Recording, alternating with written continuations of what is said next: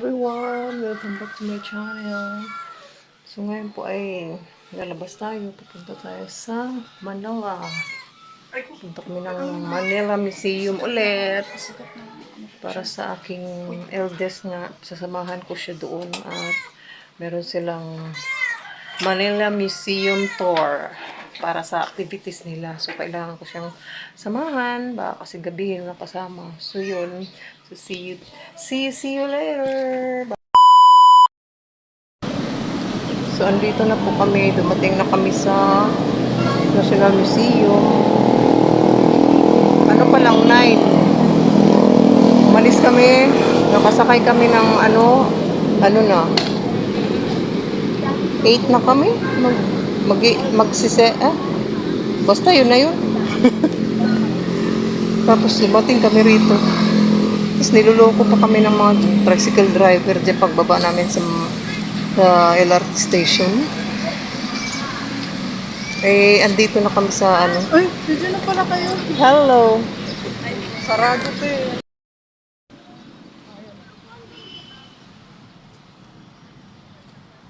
Ayan, dito na tayo. Pumasok na tayo sa loob. Ayan, dito na tayo sa loob ulit. Yeah.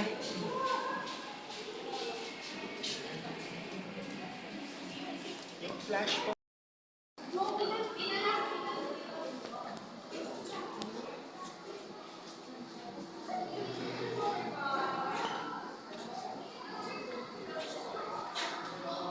Picture natin kasi for ano documents niya. Nandiyan yung mga classmate niya. Hinihintay pa namin kasi na traffic sila. Kami sa loob. Hinintay pa namin yung mga classmate niya. Ayan o. Sa Vincent, meron dyan. May mga iba-ibang magtutour dyan. Mga iba-ibang magtutour. Alam niyo yung mukha ko ngayon? Daming pimples. Grabe talaga yung pimples natin. So, ayan. Ang tagal ng classmate nila kasi na-traffic. So, hintay muna kami dito sa may loob. Yung nasa likod namin, yan din yung mga ibang school na magtutor din dito. Kaya, ayan sila. So, kami naman ay maghihintay pa sa mga classmate nila. So, yan. Kaya yung hagdan na yan. Nakita niyo ba yung mga tao? Zoom natin. Paakyat na yung mga tao. Ayun. Ang taas. Ayun. Ayun o, may mga tao. Yan, ganyan kataas na ang aakyatin. Tapos may elevator ba? Ayan, di ba? Sasakay ka dyan. Pwede ka rin sa hagdan. Ayan. Ikutin natin. Ikot.